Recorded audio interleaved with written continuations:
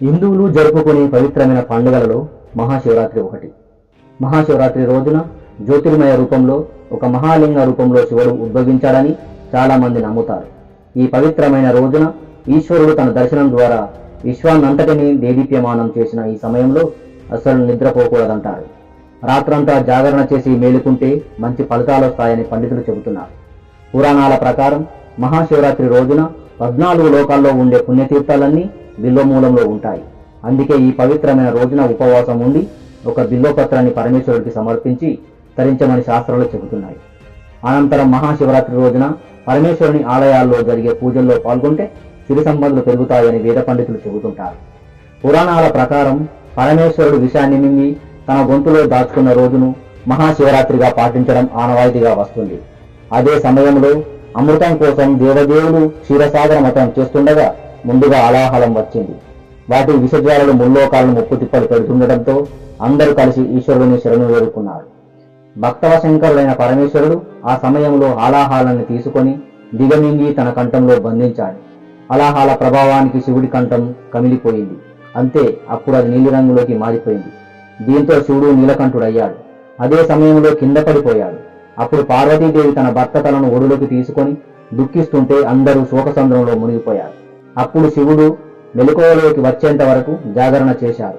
నాటి నుండి భక్తి శ్రద్ధలతో శివుని పూజించి జాగరణ చేయడం ఆనవాయితీగా వస్తుంది. అదే సందర్భంలో పార్వతీదేవికి ఒక ఆసక్తికరమైన కథను చెప్పాడు పరమేశ్వరుడు.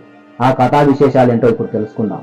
మాఘ పాల్గొన మాసాల మధ్యలో వచ్చే కృష్ణ చతుర్దశి నాడు ఉపవాస జాగరణం చేసి శివుని పూజించిన వారికి ఇక్కడ భుక్తిని అక్కడ ముక్తిని ప్రసాదిస్తాడు.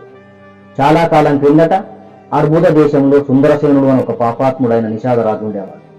అతడు ఒకనాడు కుక్కలను వెంటబెట్టుకుని వేటకై ఒక అడవికి వెళ్ళాడు. దైవ వశాన అతడికి ఏ జంతువు దొరకలేదు. వెంట తెచ్చుకున్న ఆహారము నీరు నిండుకోవడంతో ఆకలి దప్పులతో అలమటిస్తూ వాటి కోసం కూడా తిరిగి దారి తప్పి రాత్రంతా నిద్ర లేకుండా వెతికి చివరికి ఒక తటాకాన్ని చేరుకుని అక్కడ నిలిచిపోయాడు. ఆకలి వల్ల నిద్ర పట్టలేదు. అక్కడే ఒడ్డు మీద ఒక చెట్టు క్రింద అతడికి శివలింగం కనిపించింది. అతడు చెట్టు పైన రాత్రిని గడపడం కోసం ఎక్కగా అతడు కదిలినప్పుడల్లా ఆ చెట్టు ఆకులు శివలింగం మీద పడ్డాయి. అది బిల్వవృక్షం, అవి బిల్వపత్రాలు. అతడు త్రాగడానికి తెచ్చుకున్న నీళ్లు శివలింగం మీద పడ్డాయి. పాత్ర నుండి పడిన నీటితో శివునికి అభిషేకం జరిగింది. అతని పొదిలోని బాణం ఒకటి జారి శివలింగం ప్రక్కన పడింది. అతడు ఆ బాణాన్ని తీసుకోవడానికి చేయి చాచినప్పుడు చేతికి శివలింగం తగిలింది. ఈ ప్రకారం కొండరాజు ద్వారా రాత్రి జాగరణ, ఉపవాసం, బిల్వపత్రాలతో శివపూజ, లింగాభిషేకం అతనికి తెలియకుండానే జరిగిపోయాయి. అతనికి తెలియని విషయం మరొకటి కూడా ఉంది. ఆ రాత్రి శివరాత్రి. తెల్లవారాక అతడు తన నిషాద రాజ్యానికి వెళ్ళిపోయాడు.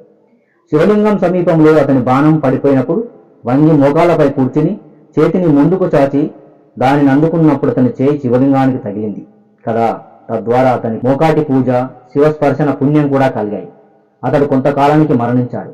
యమదూతలు అతని పాశబుద్ధిని చేసి తీసుకొని వెళ్తున్నారు. అప్పుడు శివదూతలు అడ్డుపడ్డారు. యమదూతలకు శివరాత్రి పుణ్యాన్ని వివరించి ఆ నిషాదుడు తన కుక్కలతో సహా నిష్పాపుడు ఎలాగైనాడో బోధపరిచి వానిని కైలాసానికి గునిపోయారు. సత్యధర్మ పరాయణులు, అహింసా మార్గాన్ని అనుసరించిన వారు సుస్థిర కీర్తితో నిలిచిపోతారనే ఓ సామాజిక సందేశం ఈ శివరాత్రి కథలో కనిపిస్తుంది. ఈ విధంగా తెలియక చేసిన అసంకల్ప పనికి ఇంత అదృష్టం పట్టినప్పుడు ఇక తెలిసి సంకల్పించి మరీ శివరాత్రి వ్రతాన్ని చేసిన వారి సంగతి వేరే చెప్పాలా?